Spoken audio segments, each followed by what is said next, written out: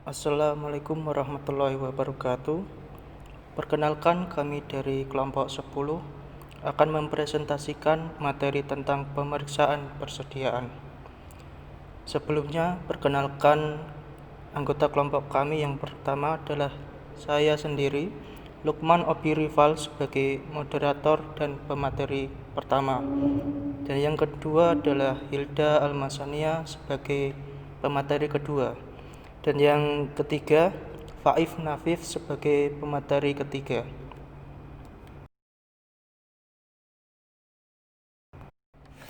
Kami di sini akan membahas pokok bahasan tentang pemeriksaan persediaan. Yang pertama, pengertian persediaan. Yang kedua, tujuan pemeriksaan persediaan. Dan yang ketiga, prosedur pemeriksaan atas persediaan.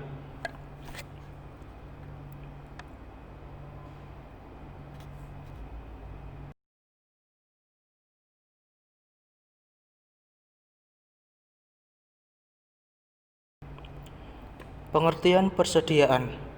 Persediaan merupakan bahan atau barang yang disimpan yang akan digunakan untuk memenuhi tujuan tertentu. Menurut standar akuntansi keuangan PSAK nomor 14 Hal 14 1 sampai dengan 14 2 dan 14.9 IAI 2002. Persediaan adalah aset yang tersedia untuk dijual dalam kegiatan usaha normal, dalam proses produksi dan atau dalam perjalanan, atau dalam bentuk bahan atau perlengkapan supplies untuk digunakan dalam proses atau pemberian jasa.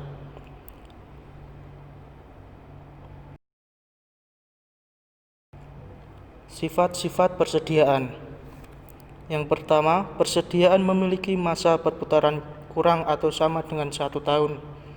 Yang kedua, persediaan memiliki jumlah yang besar, terutama dalam perusahaan dagang dan industri.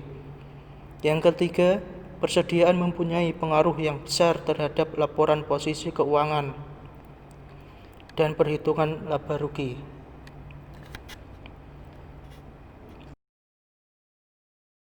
Jenis persediaan.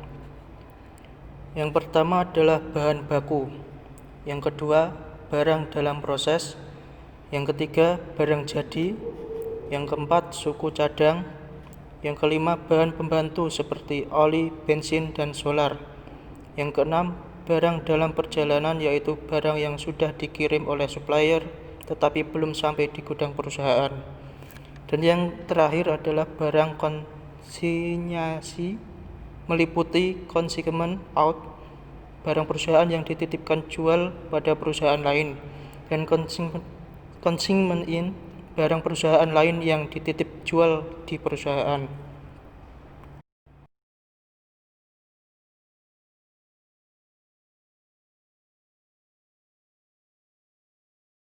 Tujuan pemeriksaan persediaan. Pertama, untuk memeriksa apakah terdapat internal kontrol yang cukup baik atas persediaan. Internal kontrol atas perolehan, penyimpanan, dan pengeluaran persediaan yang berjalan efektif dapat mempersempit luas pemeriksaan.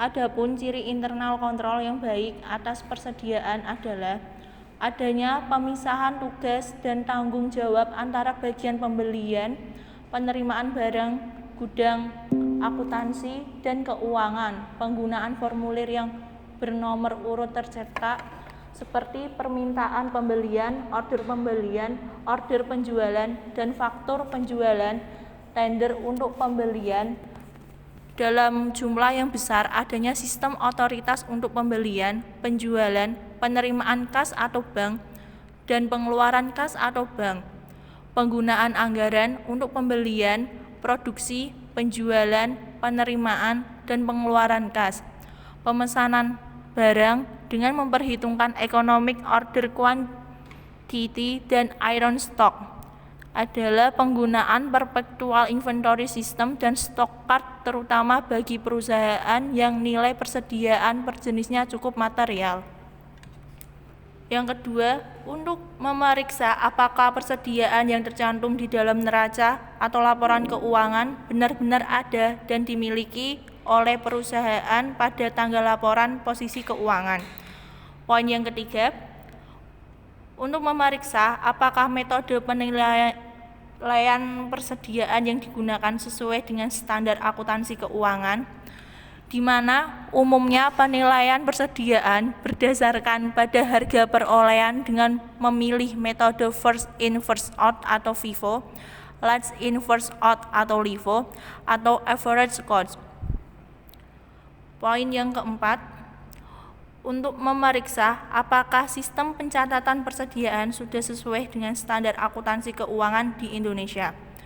Sistem pencatatan persediaan sendiri ada dua, yaitu perpetual system dan physical system.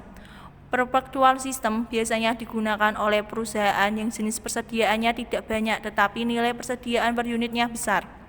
Sedangkan perusahaan yang biasanya menggunakan physical system adalah perusahaan dengan jenis persediaan per unitnya kecil. Poin yang kelima, untuk mengetahui apakah barang-barang yang rusak, bergerak lambat, dan ketinggalan mode sudah dibuatkan allowance yang cukup.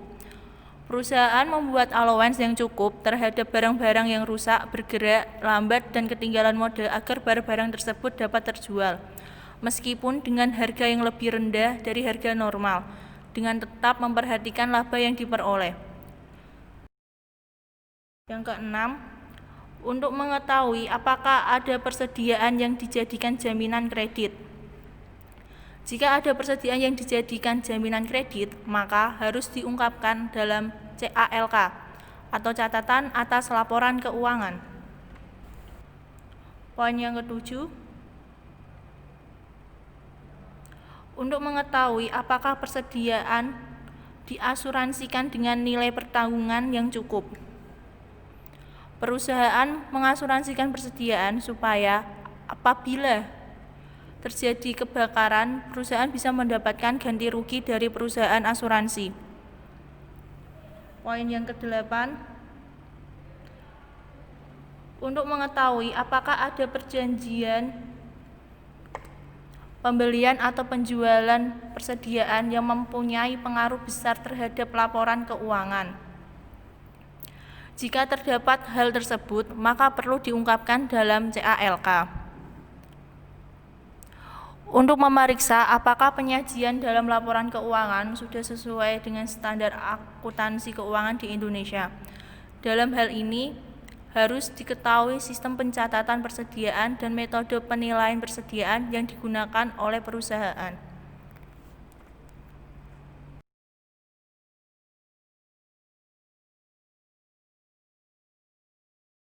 Materi selanjutnya adalah prosedur pemeriksaan persediaan.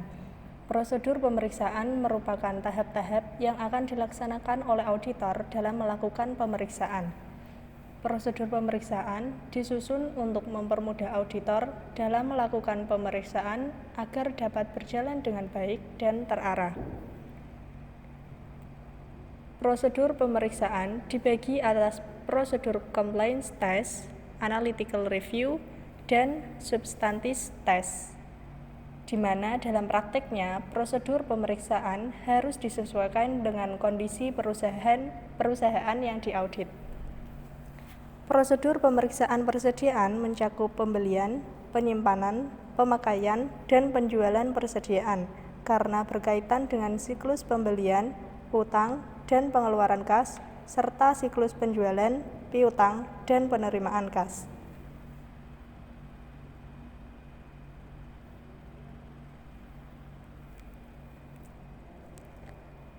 Prosedur pemeriksaan persediaan untuk compliance test. Di sini ada dua tahap. Yang pertama adalah pelajari dan evaluasi internal kontrol atas persediaan. Hal ini dapat dilakukan dengan cara menggunakan internal control questionnaires.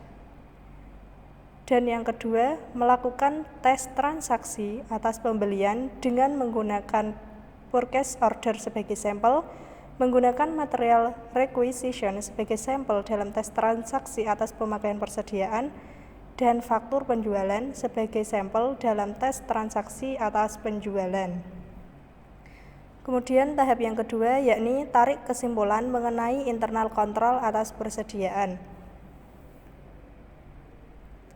Auditor yang telah melakukan tes transaksi dan hasilnya tidak ditemukan kesalahan yang berarti, maka auditor dapat menyimpulkan bahwa internal kontrol atas persediaan berjalan efektif, sehingga auditor dapat mempersempit substantif tes atas persediaan.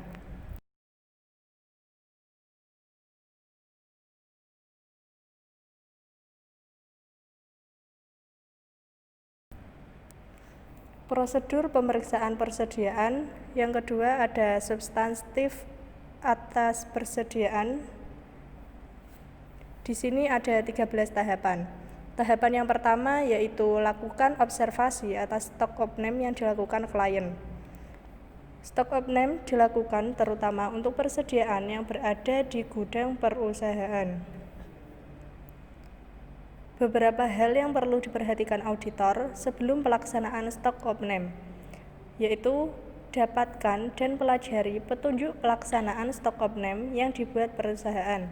Lakukan peninjauan gudang untuk mendapat gambaran lokasi gudang dan barang-barang di gudang sudah tersusun rapi menurut jenis dan kelompoknya. Dan yang terakhir, siapkan tim audit yang akan ditugaskan untuk melakukan observasi atas pelaksanaan stock of name yang dilakukan klien beserta perlengkapan yang dibutuhkan. Sementara itu, saat pelaksanaan observasi atas stock of name auditor, perlu diperhatikan beberapa hal. Yang pertama, para pelaksana stock of name harus diberikan penjelasan mengenai cara-cara stock of name yang dipimpin oleh penanggung jawab stock of name dan dihadiri oleh tim auditor. Pada saat stock of name dilakukan, klien harus menghitung 100%. Sedangkan auditor mengamati apakah perhitungan sudah dilakukan sesuai dengan physical inventory instruction agar hasilnya akurat. Nah, setelah selesai pelaksanaan stock of name, auditor harus membuat laporan atau memo mengenai pelaksanaan stock of name dan hasil observasi auditor. Tahap yang kedua yakni minta final inventory list atau inventory compilation. Nah, di sini prosedur yang harus dilakukan oleh auditor yaitu cek mathematical accuracy meliputi penjumlahan dan perkalian, kemudian mencocokkan jumlah kolom value dengan saldo menurut buku besar persediaan, mencocokkan jumlah menurut kolom stock card dengan saldo menurut stock card, bandingkan quantity per count dengan jumlah menurut count sheet auditor. Hal ini jika barang yang ikut dihitung oleh auditor. Kemudian yang ketiga, kirim konfirmasi untuk persediaan consignment out atau persediaan perusahaan yang dititip jual ke perusahaan lain. Yang keempat, periksa unit price dari bahan baku, barang dalam proses, barang jadi, dan bahan pembantu. Yang kelima, lakukan rekonsiliasi antara saldo menurut stock of name dan saldo per tanggal neraca. Jika stock of name dilakukan beberapa waktu sebelum atau sesudah tanggal neraca. Yang keenam, periksa cukup tidaknya allowance untuk barang-barang yang bergerak lambat, rusak, dan ketinggalan mode.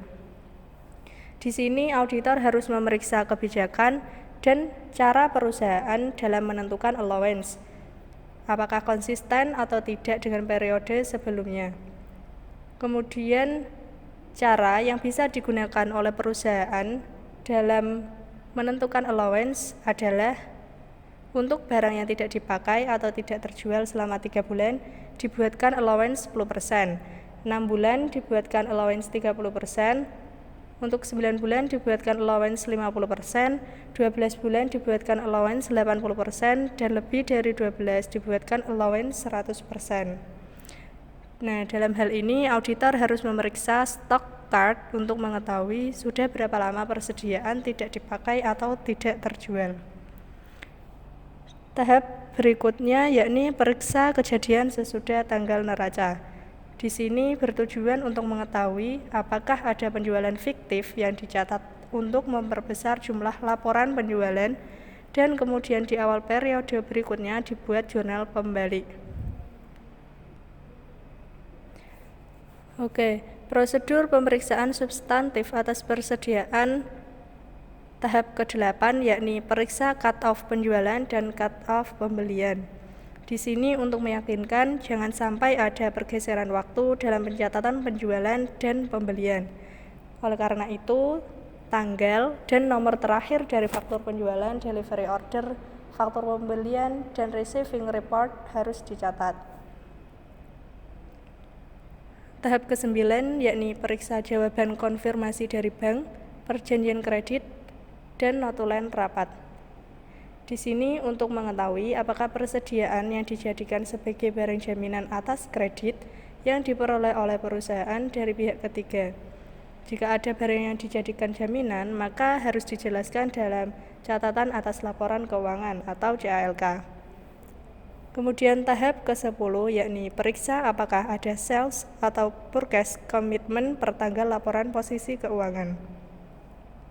Hal ini dilakukan dengan cara memeriksa kontrak penjualan dan pembelian yang realisasinya akan dilakukan di periode berikutnya dan memeriksa apakah ada penurunan harga beli atau harga jual di pasar pada periode berikutnya. Jika ada sales atau purchase commitment yang menimbulkan kerugian material bagi perusahaan dalam periode berikutnya, maka kita harus menjelaskan dalam CALK. Tahap ke-11 dari prosedur pemeriksaan substantif atas persediaan, yakni apabila ada barang dalam perjalanan, maka prosedur auditnya yaitu minta rincian barang dalam perjalanan per tanggal neraca. Kemudian periksa perhitungan matematisnya mengenai penjumlahan dan perkalian. Kemudian periksa apakah syarat pengiriman barang menggunakan FOB shipping point atau FOB destination point. Kemudian periksa subsequent clearance atau penyelesaian sesudah tanggal neraca. Dalam hal ini, auditor harus menanyakan kepada klien dan memeriksa bukti pendukung. Apakah sesudah tanggal neraca, barang dalam perjalanan tersebut sudah diterima. Jika sudah tanggal neraca sampai mendekati tanggal selesainya pemeriksaan lapangan, barang dalam perjalanan belum juga diterima oleh perusahaan, kemungkinan terjadi pembatalan pembelian atau kesalahan pencatatan.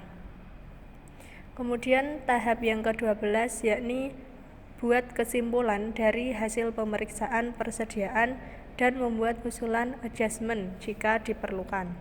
Nah, kesimpulannya bisa ditulis di top schedule apakah berdasarkan prosedur pemeriksaan yang telah dilakukan, persediaan disajikan secara wajar atau tidak.